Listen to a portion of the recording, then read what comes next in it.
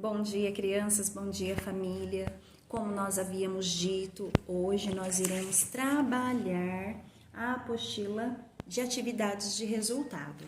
Então, uma abençoada semana para todos. Hoje, segunda-feira, que Deus possa abençoar ricamente cada família. Essa atividade de resultado é como se fosse uma avaliaçãozinha. São modelos de prova que nós iremos trabalhar juntos. Não farei nenhuma atividade, apenas vou ler as questões e as respostas com vocês e vocês irão assinalar mediante o que vocês acham, aquilo que vocês acreditam ser a resposta correta, tá? Que depois nós vamos avaliar isso. Não precisam ficar com medo, é uma coisa bem tranquila para a gente ver como está o aprendizado. Algum probleminha, nós iremos corrigi-lo, tá bom? Então, vamos lá. Atividade de resultado, a apostilinha que vocês pegaram na sexta-feira na escola. Quem não pegou, por favor, as meninas já estão lá, vão lá e retiram essa apostila, tá bom? Então, nós iremos iniciar na página 7. O que nós temos na página 7? Já começamos com uma história em quadrinho. Sempre nós estamos falando do HQ, né? As histórias em quadrinhos. Então, vamos ler. Observe a tirinha e responda. Mônica, posso te pintar? Claro! E ele pintou a Mônica, né? Então, o que a Mônica esperava? Esse pode dela, o que ela quis dizer? Que sim, né? Que poderia pintá-la. Só que ela pensou que ele ia pintar ela numa tela. Não, o que ele fez? Pintou a Mônica. Então, primeira questão. A palavra claro... A palavra claro, no segundo quadrinho, significa o quê? O contrário de escuro? O contrário de pode? O mesmo que escuro ou o mesmo que pode? Claro, você pode me pintar. Ah, claro, tá escuro. Escuro. Estava escuro na história em quadrinho? Estava escuro aqui? Então, esse claro, ela quer dizer que o quê? Assinalem uma resposta, tá? Exercício 2. Leia o poema a seguir. Ninguém coça as costas da cadeira. Ninguém chupa a manga da camisa. O piano jamais abana a cauda. Tem asa, porém não voa. A xícara. Então, nós temos a mania de dar nomes que pertencem ao nosso corpo humano aos objetos que nós temos na nossa casa. Por exemplo, as costas da cadeira, essa cadeira aqui, as costas. Cadeira tem costa? Não senta no braço do sofá? Nossas mães falam isso, não é? Braço do sofá. Mas o sofá tem braço? Lá vem o time apontando na boca do túnel. O túnel tem boca? Não, mas nós utilizamos muitas dessas palavras, não é? E aqui nós vemos o quê? Um poema. Nossos poemas, eles possuem o quê? Eles possuem versos, rimas, né? Amor rima com o quê? Dor. Juliana rima com bacana, banana. Então, os poemas têm versos. O que é versos? Cada linha. Cada linha é um verso. Estrofe é um conjunto de versos, um pedacinho dos versos, tá? Então, versos é cada linha, verso é cada linha. Rima. A rima pode acontecer no começo, no meio e no fim do poema, da estrofe. Não precisa ser só no começo. Então, nós temos algumas características do nosso poema, tá? Quantos versos tem a estrofe anterior? Então, esse poeminha que eu li aqui, bem curtinho... Ninguém coça as costas da cadeira, ninguém chupa a manga da camisa, o piano jamais abana a cauda. Tem asa, porém não voa, a xícara. Então, quantos versos tem a estrofe anterior? O que é verso? Cada linha. Contem e assinalem. 3. No que diz respeito às principais características da organização de um poema, é correto afirmar que: letra A. Verso é cada uma das linhas que compõem um poema. Já falei.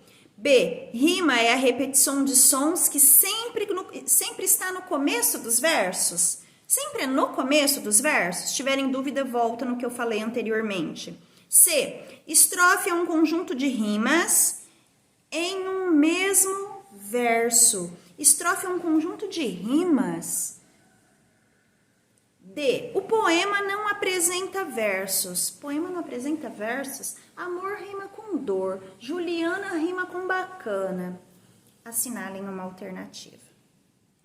Depois nós iremos ler um texto que para responder as questões 4, 5 e 6. Se precisar eu vou gravar mais de um vídeo, tá bom? Então vamos lá. O gato mestre ou o gato de botas? Não fique aflito, mestre. Basta você me dar um saco e mandar fazer para mim um par de botas, para eu entrar nos matagais e logo verá que não se saiu tão mal assim na partilha como pensa. Depois de conseguir tudo o que havia pedido, o gato calçou as botas, toda prosa, pendurou o saco no pescoço, puxando os cordões com as duas patas da frente e foi para um matagal, onde havia coelhos em grande quantidade. Botou no saco um pouco de farelo com verdura e, esticando-se como se estivesse morto, esperou que algum coelho novo, ainda pouco iniciado nas espertezas do mundo, viesse se enfiar no saco para comer o que ele tinha posto lá. Mal se espichou no chão, o gato de botas se encheu de alegria. Um coelhinho estouvado entrou no saco e ele logo o pegou. Puxou na mesma hora os cordões e o matou sem piedade. Todo orgulhoso de sua presa, foi até o palácio do rei e pediu para lhe falar. Ao subir para o apartamento de sua majestade, onde lhe fez uma grande reverência, assim que entrou, disse ao rei: Majestade, trago este coelho do mato que o senhor Marquês de Carabás, foi o nome que lhe deu na veneta e atribuiu ao dono, ele inventou, me encarregou de lhe oferecer de sua parte. Diga a seu dono, respondeu o rei, que eu o agradeço pelo prazer que me causou. Então foi tirado de um livro que se chama Contos da Mamãe Gansa, algum pedacinho de uma história, tá? Então ali foi falando de um gato, né, que ele pediu, ele queria alegrar o seu mestre, então ele pediu umas botas, pediu um saco e entrou na mata com este saco para pegar um coelhinho. Logo que pegou esse coelhinho, ele fez o quê? Prendeu no saco e o matou. Maldade, não é?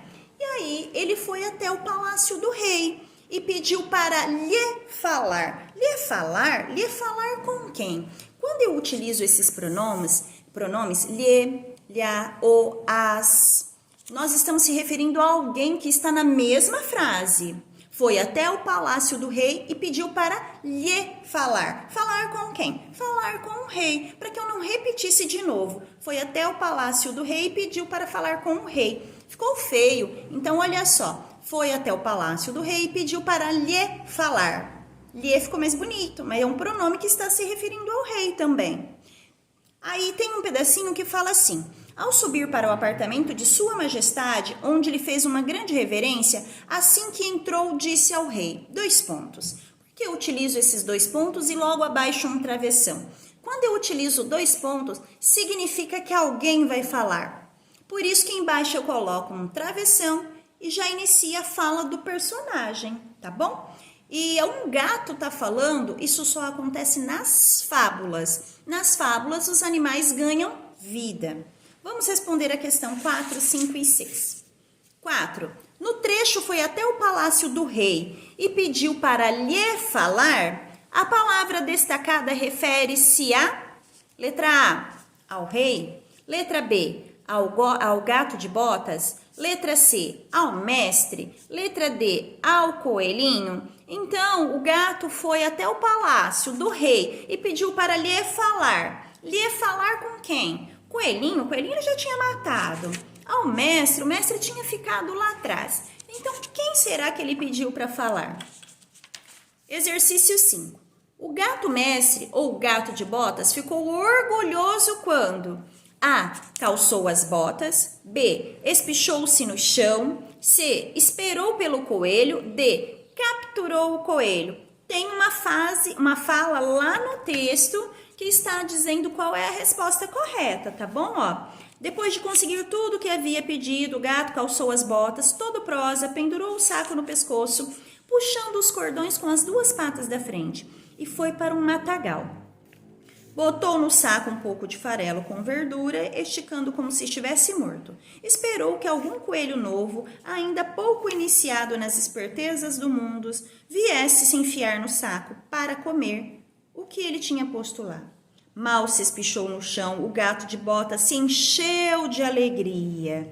Né? Por que ele se encheu de alegria? Um coelhinho estouvado entrou no saco e ele logo pegou, puxou na mesma hora os cordões e matou sem piedade. Todo orgulhoso da sua presa. Então tem ali o que responde à questão 5. Exercício 6. Os 2 pontos em assim que entrou, disse ao rei, 2 pontos, indicam que o gato A. concluiu sua ação, B. vai falar, C. fará uma pergunta, D. iniciará uma ação. Já falei também isso no vídeo, tá bom? É só retornar para vocês poderem assinalar. Eu vou gravar um outro vídeo para fazer as próximas questões, ok?